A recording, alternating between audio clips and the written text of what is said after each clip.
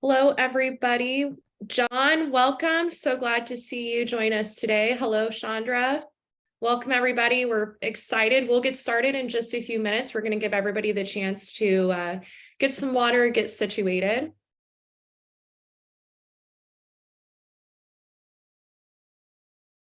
Hello, hello. I'm seeing a lot of familiar names. Una, welcome back, Una. It's been a while.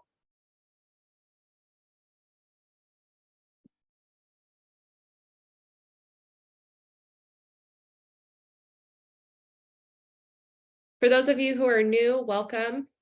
We're going to get started in just one more minute.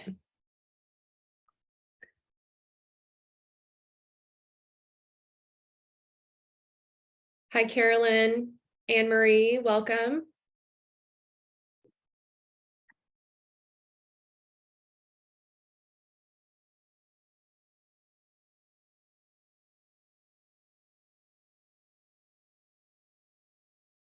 About 30 more seconds and we will get going.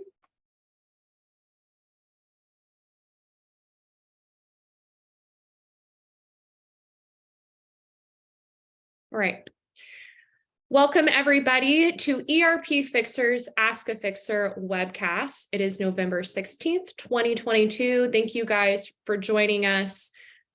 Just a few rules before we get started. We are doing a live Q&A at the end of this session. So if you guys can make it till the end of the hour, we will be able to answer any questions that you have. If you could please submit your questions in either the chat box or the Q&A box. That's going to be located at the bottom of your screen. I will be collecting these questions throughout the presentation, so feel free to submit them anytime. You don't have to wait till the end. And then we will get to it with the last 10 to 15 minutes if there's enough time. For those of you who have not joined our webcast before, because you are registered, we will be sending an email a week from today with the recording of this presentation, as well as posting it to our website, and you guys will get a direct link to that. So let's go ahead and get started. Today, we will be discussing setting up transfer pricing between company codes, and our presenter is our very own founder, Paul Ovigele. Welcome, Paul. Thank you so much for joining us today. It's been a while since we've had you speak. Next slide, please. So what is ERPfixers? We provide top quality experts in the major SAP modules. We offer SAP implementation and support, SAP best practices assessment, material ledger conversion, enhanced cost component reports, and an S/4HANA transitional roadmap. If you'd like more information, please visit us at ERPfixers.com. Next slide, please. Presenting with us today is Paul Ovigele. He has worked as an ERP financials consultant since 1997 in both North America and Europe. He specializes in implementing the FI and CO modules along with their integrated areas for companies in various industries. He speaks at numerous SAP conferences. He offers strategic and functional level trainings to companies and is considered one of the leading experts on material ledger. He is also the author of 100 Things You Should Know About Financial Accounting, Reconciling COPA to the General Ledger, Introducing the Material Ledger and S/4HANA, and Material Ledger and S/4HANA, and we are coming out with the second edition.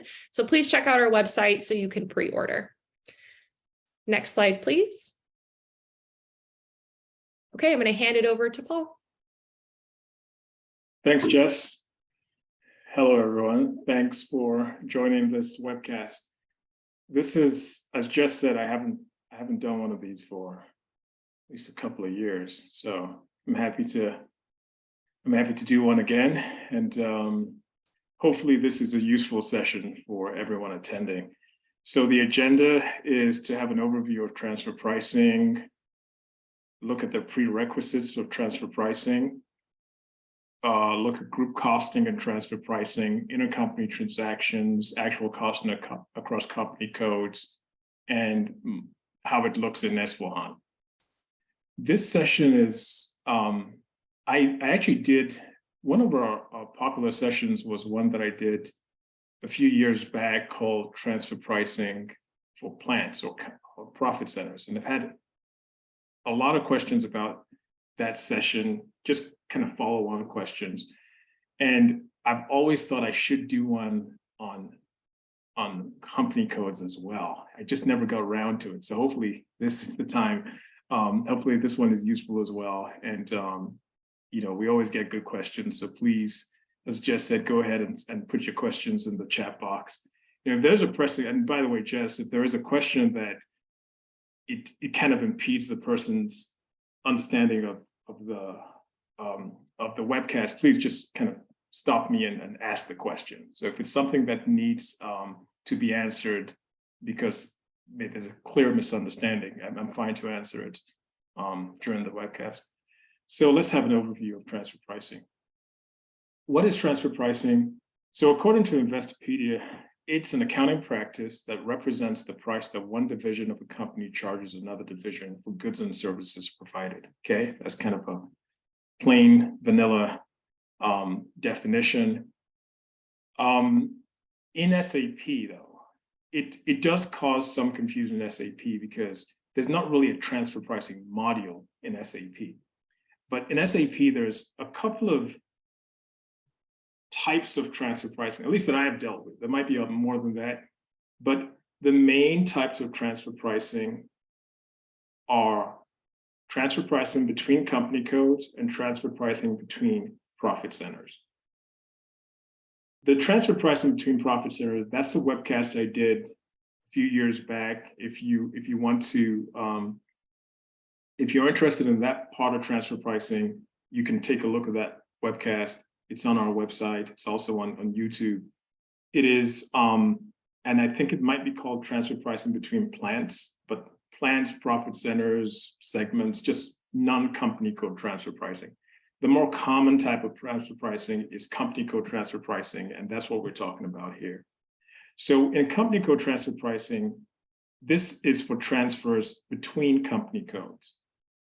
The actual transfer price itself, and that's something else that is a little confusing with how people understand SAP's transfer pricing. The transfer price itself is not set up in the FI or CO module. The transfer price itself is usually set up in SD conditions because all it is, it's a sales price between the intercompany customer and intercompany vendor. If you want to look at it on the other way, it's the purchase price between the intercompany vendor and the intercompany customer. That's what it is. So it's set up in purchasing and sales, not in FI.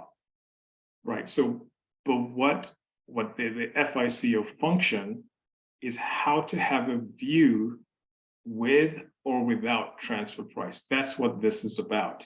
Okay, it's not about actually recording the transfer price. That's not part of FICO. In profit center transfer pricing, it is part of FICO because it has its own conditions. But for company code, it's typically outside FICO, unless you use a custom table or something. There's many ways to do that, but the standard way is using sales or purchasing conditions. Okay, so let's talk about prerequisites for transfer pricing. Before we go on, quick poll question. And the reason why I want to have this question is because to frame the rest of this session, I want to know who is interested in an ECC perspective of S4. So Jess, please go ahead and initiate that survey. And I know that we normally get some people who are not business users, they're consultants or they're people like technical people. Then the question will be, what are you interested in, the ECC or S4 part of transfer pricing? Is it, because there are differences, not too many, but there are differences. So it's either if you're on S4 or ECC, or if ECC or S4 is what you're interested in. I think for most consultants, they'll say S4 anyway, because that's the future. Okay, I am launching this now. 1 second, not sure why. Won't.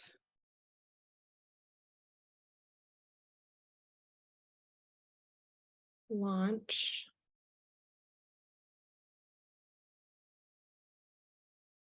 see, here we go. Okay, I'm going to go ahead.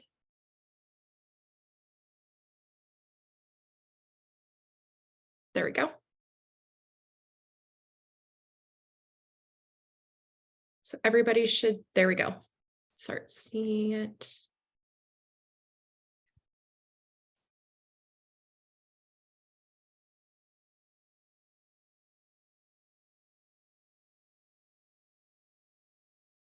While the results are coming in, I have a feeling most people would say S4, because even those on ACC would kind of looking ahead, but it's pretty much, I don't want to talk too much ECC if that's not of interest, and I don't want to talk too much S4 if that's not of interest. I mean, if there's a balance, then I'll tell you what piece, what we already have a session that's a section of this webcast that pertains to S4, but I just kind of like to know where to emphasize the discussion.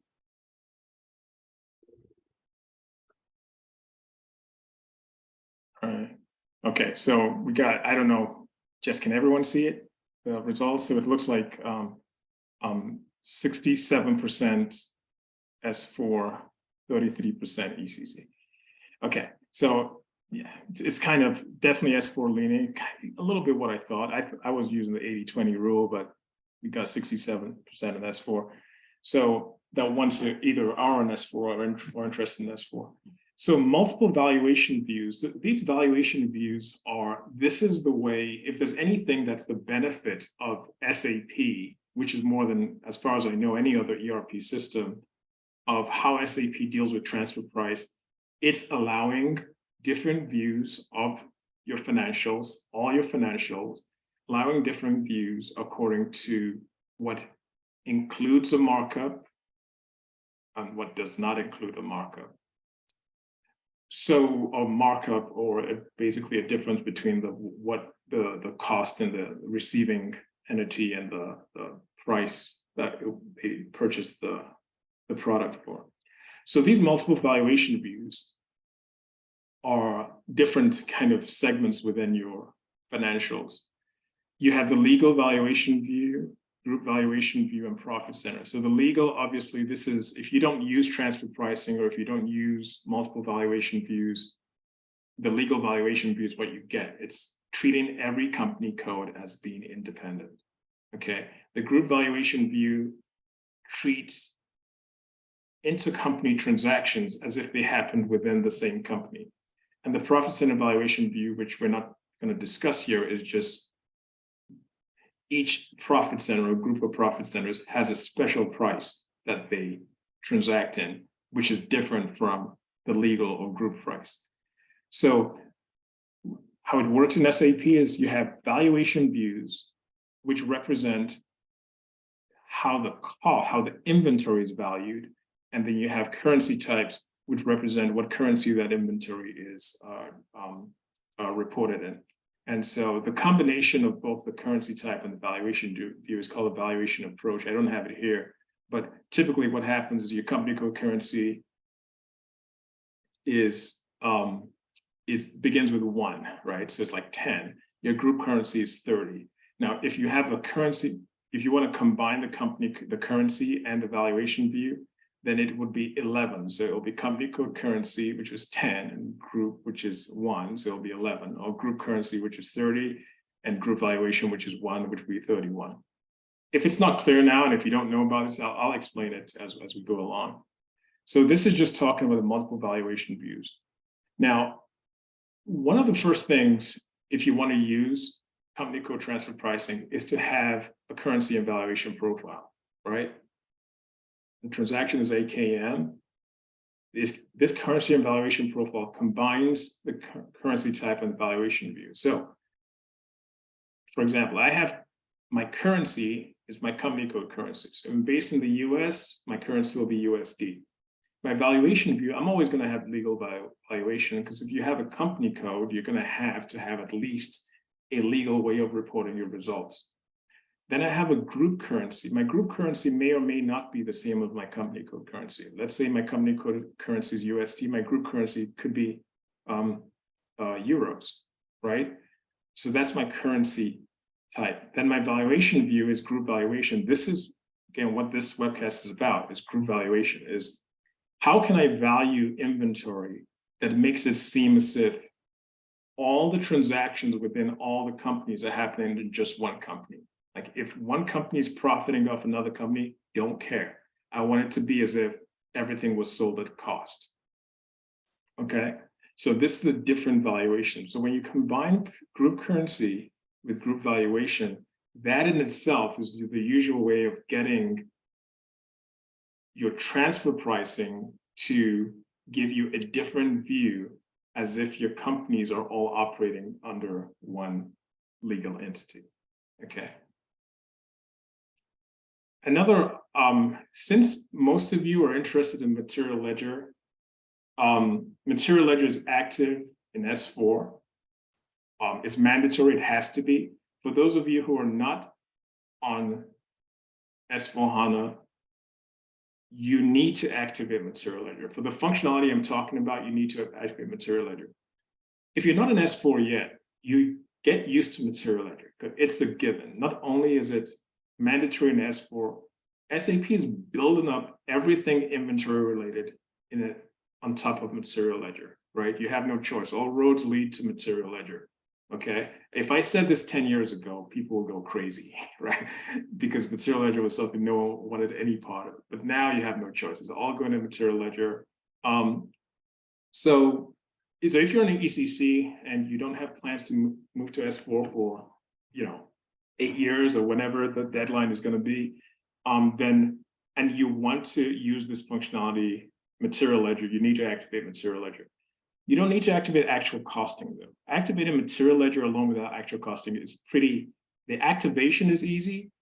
You'll also need to do a conversion. It's not part of this session, but you need to convert your data, how it is currently, to material ledger. So it's like a mini project. If you've been doing things the right way in SAP, you wouldn't have a problem, but it is a mini project to move things over from non-material ledger to material ledger. If you're moving to S4 in the near term, right, your S4 conversion would also be a material ledger conversion. That happens automatically. If you're a brownfield, if you're greenfield, obviously you have to start it up from scratch. Okay. So again, you need to activate material ledger. You don't need to activate actual costing, right? An activated material ledger, there's like 3. If you're not doing actual costing, you only have 2 or 3 configuration items to activate, right? It's not a big deal. Right. So the second thing you have to do is define something called a material ledger type. This is the reason you do this is so that you can assign your currency types. I talked about currency types. And these currency types is what gives you different views, the view with transfer price and markup, the view without, right? So you need to define these currency types. Either you define them in your material ledger type, or you say, hey, let's just use the same currency types I have in the FI module or in the CO module, okay? So activate material ledger, define material ledger type. And then the third, for group valuation specifically, it's 31. 31 meaning I want company code currency and I want group valuation. I'm sorry, I want group currency and group valuation. Actually, that was a Freudian slip because I was actually about to say, normally when you have group valuation, your currency is your group currency because it makes sense. If you're going to be reporting for your whole group, you want to report in your group currency. However, there are some companies, even in ECC, that say, I want to activate group valuation, but I want to use my company code currency, right? So instead of 31, it will be 11, right? You're not stuck with group currency, group valuation. You could have company code currency, group valuation, okay? But the norm is to have group currency, group valuation. Then the third, and actually last configuration to do the basic setup for transfer pricing across company code is assigning the material ledger types we created in a previous slide, assign that to your plants and company codes, okay? Those are the 3. Actually, it's 4. It's those 3, and plus it's also the currency valuation profile. This, you have to set this up. So the 1, 2, 3, 4, that's it, you're done, right? So there are some other setups you have to do, right? And I'll mention that in the next couple of slides. But as far as the material ledger side of it, that's it, okay? So it's not like a complicated thing. The extra setup is to make sure that in your company code, and this is an ECC screen here, right? When you activate group valuation, you don't necessarily need to have it activated in the FI module. You could activate it in CO only. If you're in ECC, S4HANA, you have no choice. It has S4HANA, FI, and CO are one and the same. Okay, but in ECC, if you want to see the group valuation results in the general ledger, then you also need to make sure that the currency type and valuation is assigned to the company code. Okay, OB22, for those who don't know it. Okay. If you don't want to activate in FI, if you said, I only want to see group valuation, all this stuff in the CO, in material ledger, you don't need to do this, okay? It makes sense to do this, right? And I would say 99% of the time companies do this, but I'm just saying, you don't absolutely need to. Like, if you don't want to see it in the general ledger, you don't need to do that. Okay. So the next is group costing and transfer pricing. So one other thing, for anyone who's worked with material ledger, you'd know, or even SAP, there's multiple ways to skin it. There's so many different pieces to any topic that sometimes the difficulty is not so much, can the system do what I want? The difficulty is there's so much the system does. I need to actually carve out what I need, right? And you need to really fully understand what you need in order to know if what section, how you pull that out of the system. I say all of that as a kind of preface to this next section, because this next section, you don't really need it. But if you want to do group costing as part of this, then you can. And I'll explain what that is. So first of all, group costing is basically in your standard cost. You actually want your standard cost to represent what is how your cost looks across company codes, right?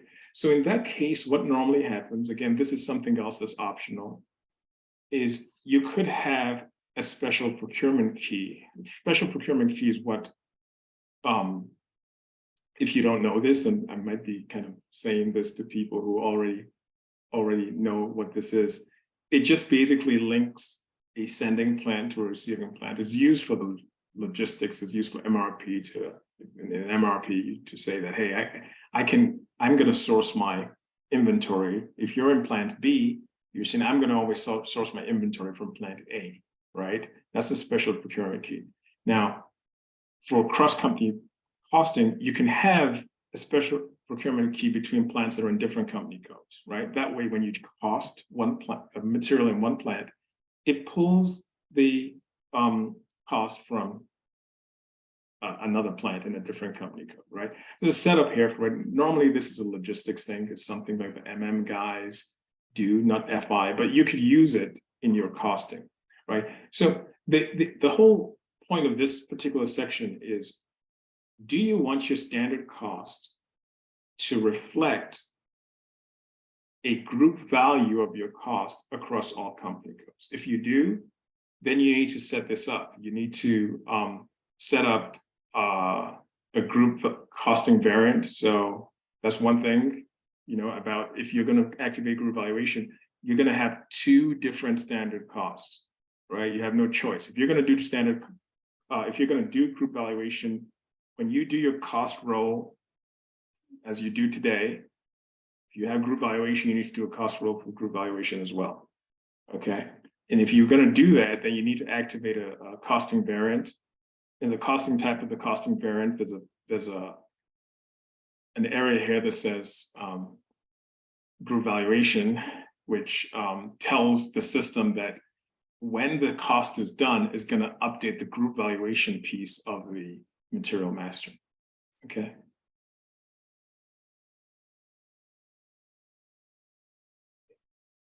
When you have when you have your standard costs set up for legal and group, so what is the difference? The difference is your legal standard cost. So this is an example of a material. Let's call it Fin 10A. It has $2,000 in plant 1710, right? For this material. It ships material to this plant, 1720, different company code, right? But it's 2100. And I just made this number up. So I'm just assuming you have $100, which is the profit that company A makes from company B. So basically, this is the transfer price, right? So in the legal value, so when you cost your product, the transfer price is going to be included. Now here I just put an additive cost of 100, right? This is your costing for this product. You have an additive cost for 100. It says 2100 in this plant, and the 2000 is the base cost of the material, 100 is the markup. So for this same product, in the group view, it's going to be 2000 in both plants. Again, I'm keeping this super simple. I know there could be freight, duties, all that stuff, but let's just say product to product, and the only difference is the markup. So in this case, I have another costing variant called a group costing variant, which doesn't include that markup. So anytime I cost, it's going to show 2000. It's going to show exactly what's in my sending plant, okay? And then on the material master, I don't have this here. I'm not sure. I did. Maybe I forgot. I should have had an extra slide that shows in your material master, you're going to have multiple views. One will show, actually, you know, I do, but it's later, maybe a few slides later. One will show 2000 for the group view, and one will show 2100 or something like that, right? I'm not sure if I have exactly the same numbers, right? So the material master will have both views. Every inventory transaction will have, in fact, every financial transaction will have both views, but the views for every other financial transaction will be the same, except if it's inventory. If it's inventory, it'll be different because it could be with or without profit, okay? There's also something called delta profit. Delta profit means this is a way using the cost components in SAP, you can strip out what that profit is. If I'm looking at my standard cost, right? So it's a cost component that's created specifically for that purpose. And that cost component, there's no inventory, valuation of inventory is not relevant. You check a box called delta profit for group costing, right? And you can only have one of these per cost component structure. It has a very specific usage. Okay, and normally, one thing a little confusing, I still don't know why this is the case, is that delta profit, you can only see it in the group view, not in the legal view, which is a little bit counterintuitive because the group view is the one that strips out the profit. But the delta profit is an extra box. You can check the box in the relevant cost component view and see the profit. Now, the point of this is because most companies that do inventory sales across companies, they want to know what the profit in inventory is. That's a very difficult thing to find, right? It's very difficult even in consolidation systems, which presumably treat the whole company as one. Most consolidation systems do not tell you what profit in inventory is.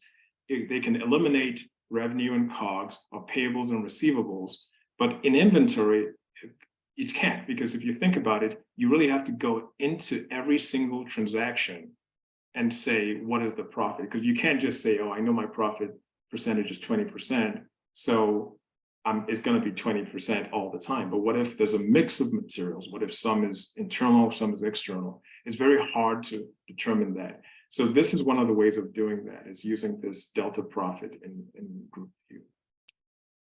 Okay, another thing that's not necessarily related to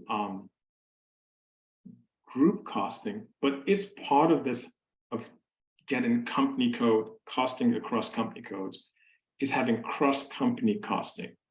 So as I guess most of you would know, your standard costing run is, it's only one company code. There's only one field for a company code. But if you want your costing run to cut across companies, right? If you have a material like I had before in company A that feeds company B, then you can use cross-company costing so that that when you cost company B, it pulls company A's cost, right, and adds any additional markup or anything else on top of it. Okay, so this cross-company costing is an activation in your costing configuration menu. It's only done with legal valuation, not group valuation. Simple reason, just in case anyone is, that's the question. Why, if it's cross-company, why not group? Because group valuation already gives you a cross-company. With group valuation, it's already going to combine the company codes, right? But in legal valuation, if you want to make sure company B pulls from company A, then you need to do cross-company costing. Okay. So the next is, so far we've given you an overview of transfer pricing. What are the prerequisites of multiple valuations? Okay, talked about group costing. Now let's talk about intercompany transactions. Think about it this way. What we just talked about with group costing is for standard cost. Now let's talk actual cost. Let's not actual cost meaning actual costing, which is coming up, but actual cost as in, okay, now when I start transacting, right, selling and buying, what happens? So the first thing is I mentioned the material master. When you have material ledger activated, your material master is going to have multiple views in the multiple valuation views in your accounting one view. This is going to happen if you have material ledger in ECC. It also happens in S/4HANA. In S/4HANA, again, you have no choice. You're going to have material ledger.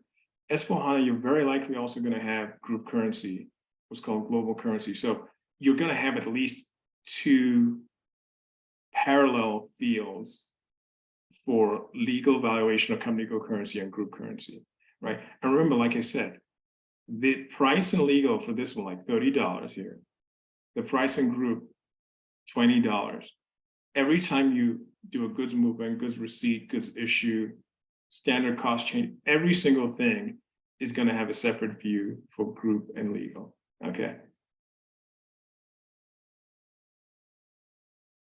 Yeah, so just one other thing here. You know, when I said before, I said having a group cost is optional. The reason it's optional is you don't need to calculate your group standard cost. You can just plug it in. You can use MR21 if you want. I don't necessarily recommend that, but I'm saying not everybody is going to do a cost roll. You can plug in your group view.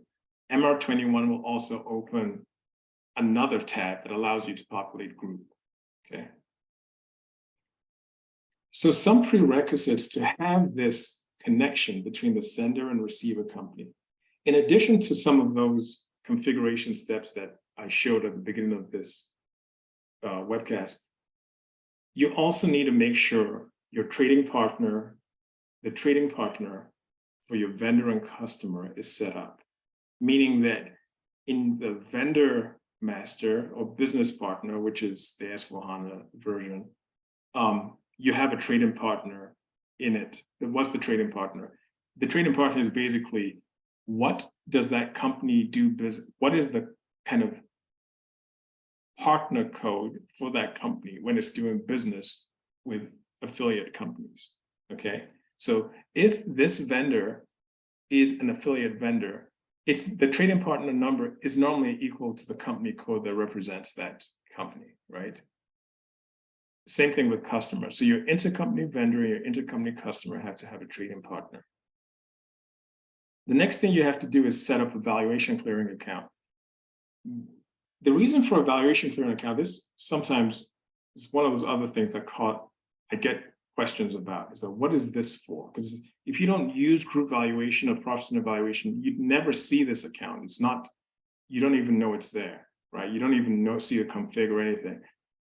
So this account, think of this account as pretty much, I think the best way to think about it is, it's the profit. It's the profit that's made between sender and the selling company and the buying company. The reason why this is the case is when you have group valuation set up, in the group view, revenue and your GRIR and COGS are posted in group valuation without a markup, without any profit. However, AR and AP, your customer and vendor, they are posted with profit even in the group view. Because remember, the group view is the view where you strip out any profit between company, intercompany. However, AR and AP doesn't do that. AR and AP is still going to show you the same dollar value or monetary value if you're selling to or buying from an external company. So the difference between that is what goes to this account, okay, which is defined in transaction 8KEM. And the account also has to have the automatic postings only indicator set on it. So let's just look at an example here. This is how in the group view, again, not the legal view. And in fact, let me talk about the legal view will show if I bought from an intercompany vendor, I'll credit my AP account, credit my vendor account, and ideally for $1,000, and ideally my debit to GRIR, I'm going to say there's no difference between invoice and GRIR, will also be 1,000. But in the group view, GRIR always strips out the intercompany profit. So it debits the GRIR with 900, and the difference goes to this valuation clearing account. On the customer side, same thing. AR, that's the full price, including any profit. Revenue in the group view is stripped out of the profit, so valuation gets 100. So if you put both company codes together, or all your company codes together, this valuation account should be 0, okay? Because it only posts the differences between what was actually paid by the customer, received by the customer, paid by the vendor, and what the transaction, the group transaction amount without profit is. Okay, so that's valuation clearing account. Intercompany pricing. So another thing is when you're selling and you're using group valuation, your SD conditions have to have a group valuation condition, right? This condition, this is why your revenue strips out the profit, because normally your condition type in SD would be PR00, which will have a profit. Group valuation will strip it out. It will basically equal to the standard cost of the selling company, of the company that's sold, right? So you would need to have this. If you don't have this, right, most standard, if you have a pre-built or pre-configured SAP system, it would have KW00. I also show the profit and evaluation condition, but that's not relevant for this. But it would have KW0. If it doesn't, you can create it yourself. Very easy. You just copy PR00. The real difference is the condition category has to be a lowercase b, which is transfer price for group valuation. Okay, so you can create your own condition if one doesn't exist. So here's a summary of the intercompany setup. We've been through most of these. Configure your valuation views, AKVM, that's when you specify group valuation, profit center valuation. By the way, you only have 3. Legal valuation you'll get automatically. You only have 2 extra. So you can say group currency, group valuation, or group and group currency profit center valuation, that's it. This is a big problem in ECC, because when you activate group valuation, that 31, meaning group currency, group valuation, if you also have profit center valuation, which is group currency, profit center valuation, then you're not going to get group currency, you're not going to get, sorry, what's 11? So you're not going to get company code currency group valuation. You only have so many views you can get in ECC. S4 expands it to get 8 more, but ECC you only have a few. And that's, if you look at OB22, you'll see that you only have 3 spots, right? If you look at AKEM, you only have 3 spots in ECC. Then you activate material ledger, the 3 material ledger transactions, OMX 1, 2, and 3. Pretty, like I said, pretty easy transactions. Create the delta cost component split if you want to see the profited inventory in one cost component. You also need, if you want it to work the way it should, you'll need to have the EDI. So you're not going to be doing a Miro invoice. You need to have the EDI account assignment set up for intercompany postings. Most companies I work with, they already have that, but it's just something to know. And then you need to assign your trading partners to intercompany customer and vendor. Okay, I have a demo which I'm going to show about how some of these data flows look. We have, yeah, I can do it. We got 7 minutes. It's only like 6 minutes, and I'll spend the last 4 to talk about S4. So this is a material, F10A. It's in plant 1710, which is the selling plant. You can see that it has OL, it has the ledger, legal, and it shows the standard price 1603. The group view is standard price 1603, and the profit center view 1603. The reason why I have it doesn't have all these 3 don't have to be the same. I have it there like that just to simplify it and show for the plant, the company that's selling, right? There's no intercompany markup because let's pretend they produced it, right? So there's no intercompany markup in the selling company, meaning the company that sells to an affiliate. Now this plant 1720, this is the receiving company, right? So here you have $25, so there's some markup in there. So in the legal view, there's a profit, but the group view is 1603, which is the same as already the first company, the selling company. Profit center view, again, that's not part of this session, but I just have that there. So having both in mind, let's look at this is the goods issue document. So in the goods issue document, we have this is pretty plain. You have the credit that's going to the inventory account and the debit to cost of sales. So this is showing that for the selling company, when they sell, it's no different from when they sell to the customer, okay? It's the 1603, it's at the group view. Remember, they're selling it,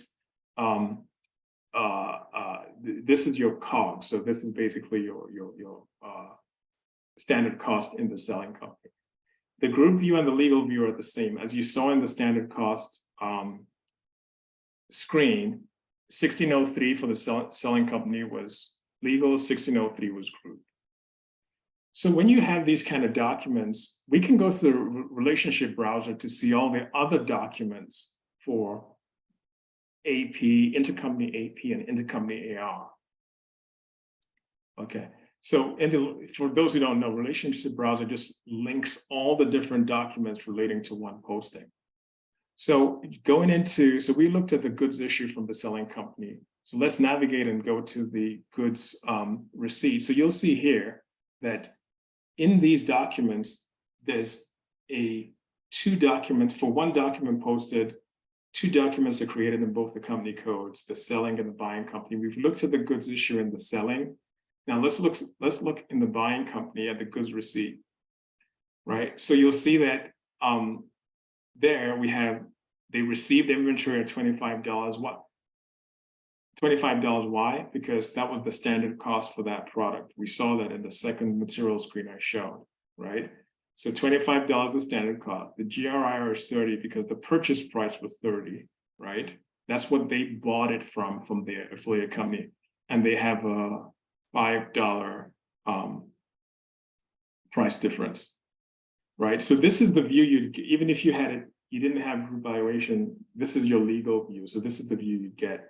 So let's look at the group view. So in the group view, it's, as I said, in the group view, it strips out the profit. Even the GRIR is also stripped out of profit. So it's not the $25 standard cost. It's not the $30 purchase price.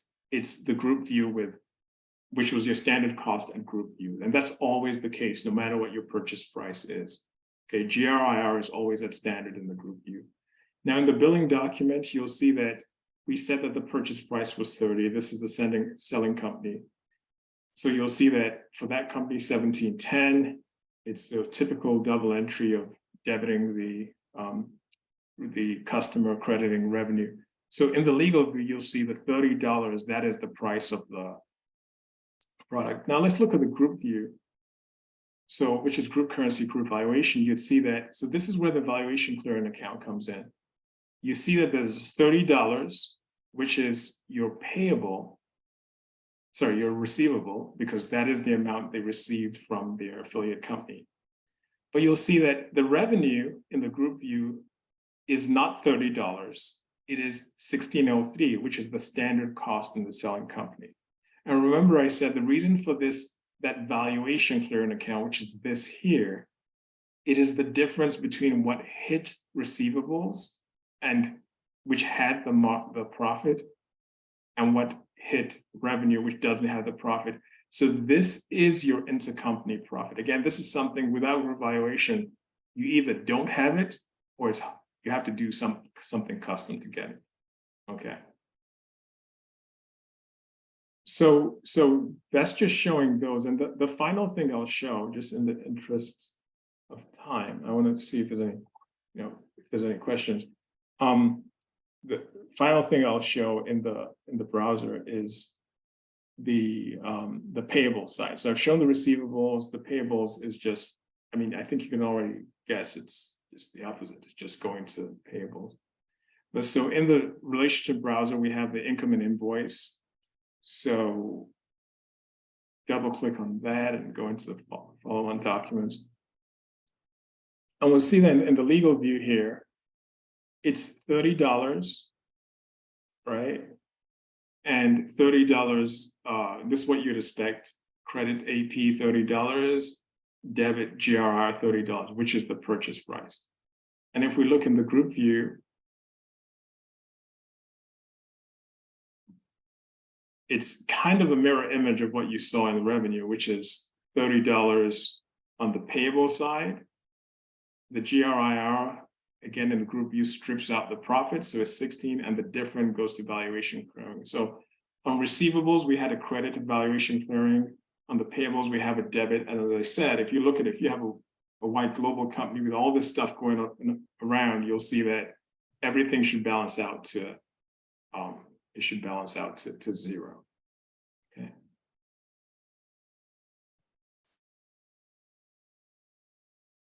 So I will, the last thing I wanted to show is just the material ledger piece of this. And I will only show the part that is relevant to what we're talking about earlier in the session. So I'm showing that in material ledger, for those who are not on material ledger, this might look like a little different screen. In fact, those who are not on S/4HANA, this looks a little different because you have your cost component views. What I'm going to show here is just when I open up the receipts folder, the receipts folder just tells me for this company, which is the receiving company, it just shows me what are the different transactions that took place, right, in this receiving company. One thing that's a little different from, oh, sorry, should have done that. You know what? Sorry about that.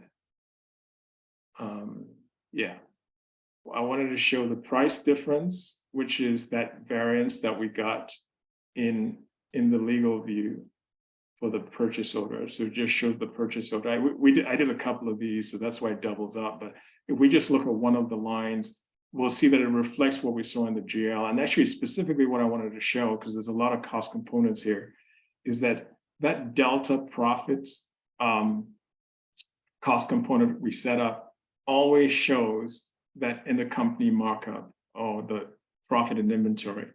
So you can see the profit and inventory.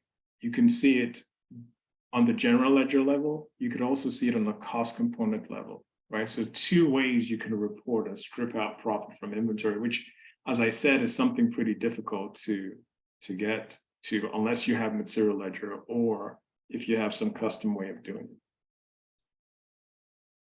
Okay, so that was everything up till this point was how to get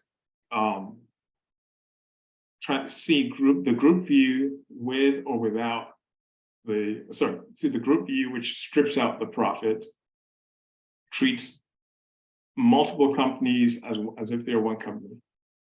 The legal view, which has the profit. Okay.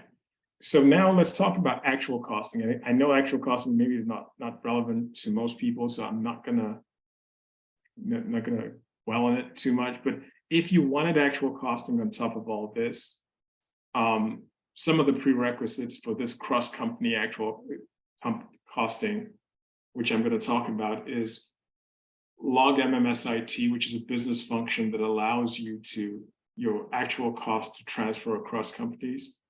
You might need some baddie here. Activate material ledger like you did before. There's some new movement type that are automatically created, but probably best to check anyway. and then activate actual costs and actual cost component split. So what all that leads to, and I have only one slide for this, because I'm going to move on to the S4 part, is what this does is, we talked about a selling company. This is the selling company, this box here. This and this box here is the buying company. The selling company has a breakout. The cost is $1,000, but it has this breakout of material, labor, overhead, which you can use for cost component reporting. Let's say there was a 10% markup between selling company and the buying company. Let's look at the legal view first.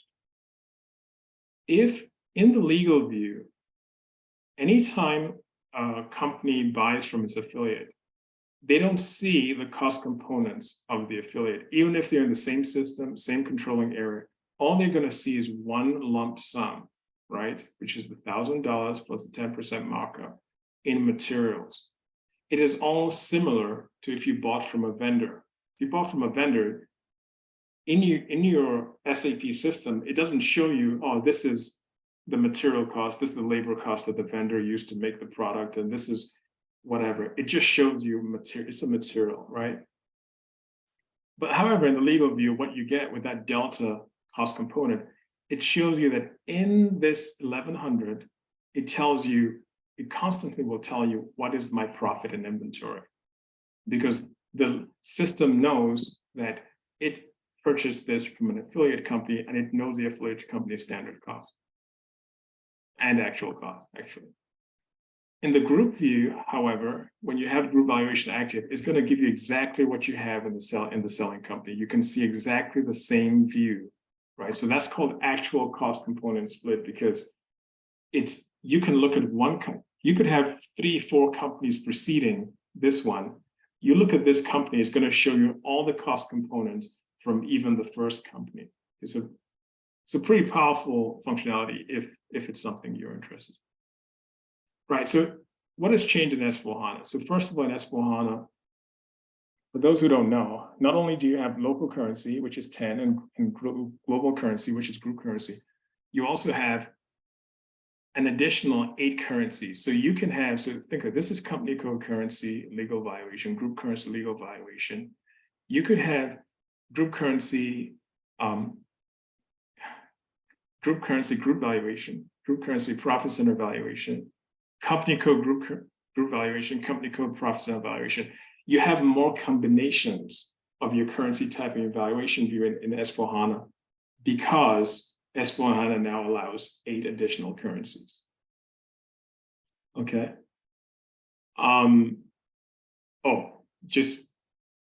don't know if I mentioned this before, but one thing I'm not a fan of with S4 is if you didn't have group valuation, all this stuff I've been talking about, if you didn't have it in that ECC, you cannot activate it in S4 if you're doing a brownfield implementation.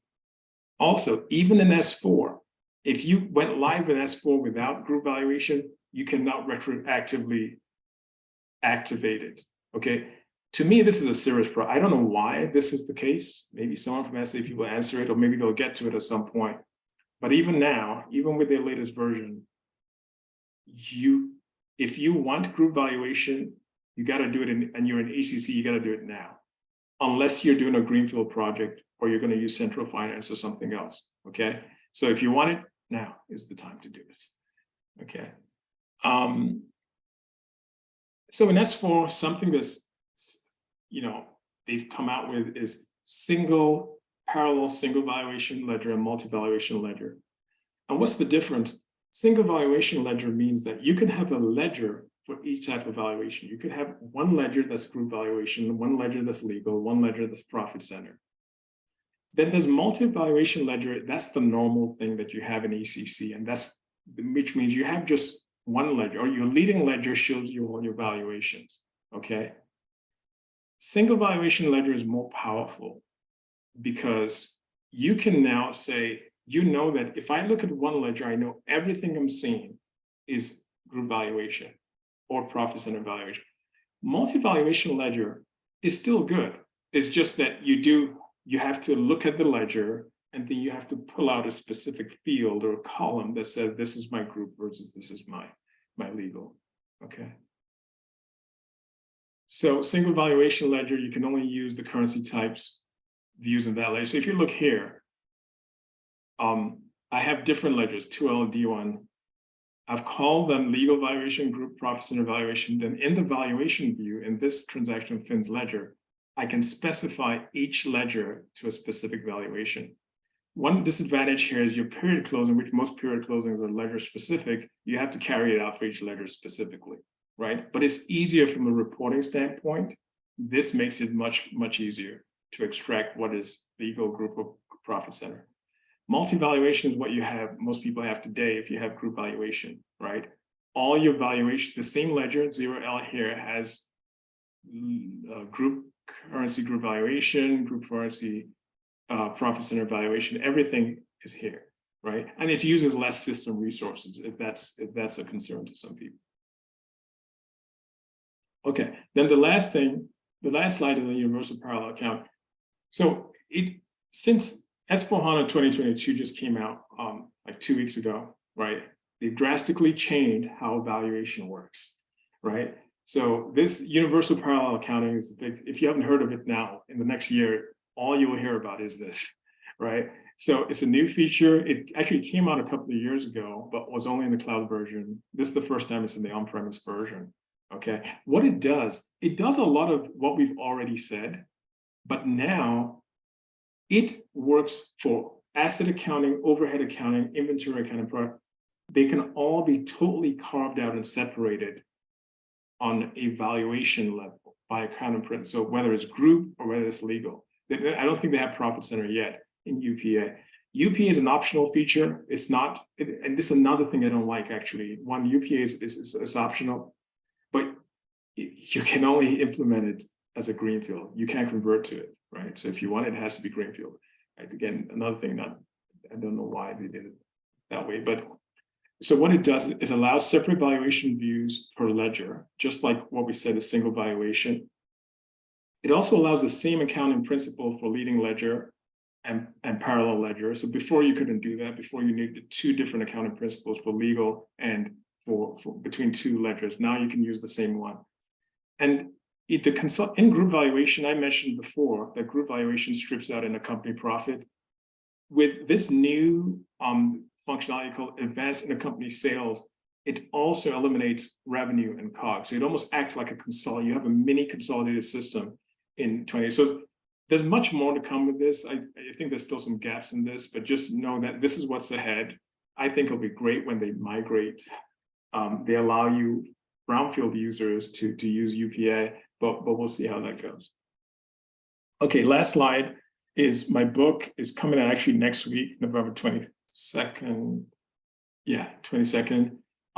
It is, we got a discount. SAP Press has a discount code if you're interested. It has most of what we talked about, some new stuff like, well, not new stuff, but some stuff that wasn't in my first book, in the first edition, like stock in transit, WIP for group and profit center valuation, and it's based on the S/4HANA 2021, and the first book was 1809. So, well, I try to leave some time. We got 2 minutes, so I'll answer what I can. Anything I can't answer, we'll definitely answer and post it on the website. So over to you, Jess. Awesome. Thank you, Paul, so much. That was a great presentation. The first question is, if my local currency is different from group currency, which currency type is better to be activated in profit center evaluation? Either profit center valuation, legal currency is better over profit center valuation, or group currency, or vice versa? Yeah, it's a good question. I would say the norm is to have group currency as with your profit center valuation. That's the norm, because you're looking at profit center valuation more or less from an enterprise perspective, right? Not from an individual company perspective. So that's the norm. With S4, you can do both. You can have currency type 12, which is company code currency profit center valuation, or company code type 32. In ECC, I would say if you have only one spot, use group currency profit center valuation. I think we can get to one more question. This This last question is, how do you configure the legal valuation accounts to permit elimination and group reporting, BCS, or any other consolidation tool? This is due to legal valuation being the source for consolidation rather than the group valuation. Additionally, it was mentioned that obtaining markup values on inventory. How can this be captured to permit eliminations of IC inventory on hand at period end? So the first question is the question is more on consolidation. So your legal valuation view, the accounts, you can configure them in whether it's group reporting or I think you said BPC or whatever consolidation tool. You'll have revenue COG, you'll have payables, receivables, you could have elimination of investments, stuff like that. This doesn't change that, right? So you're going to have that. It's by account. Just say if you have trading partner on both accounts, right? You can eliminate in your consolidation tool. As for profit and inventory, a little trickier, right? Because with profit and inventory, the best you can do is have your valuation clearing account and have that in your consolidation tool. The valuation clearing account comes to zero anyway, right? So there's no, apart from that, the cost component I spoke about is not an account, right? So not normally something you eliminate. It's something when you report an inventory, you'll see that you can strip out the profit and inventory, not necessarily have that profit and inventory eliminated in consolidation. So due to the essence of time, we won't be able to get to the other questions. For those of you who are asking about the recording, we will be posting this to our website. And since you guys registered, we'll be shooting out an email next week once this is on the website with the link to the recording. So you guys will have that on hand. For the questions that we're not able to get answered, we will have those posted on the website underneath the recording as well. So you guys will have all of that for you later next week. Once again, thank you so much for joining us for another great webcast. We hope everybody has a happy holiday, and we'll see you again next year for the next one. Thank you so much, Paul. Thank you. Thanks, Jess. Thanks, everyone. Thanks for attending. Okay, and I've got one question I just got to get recorded before I sign off, but then we should be good. Okay, I've got that recorded now, so we are good. Thank you so much, everybody. Thank you.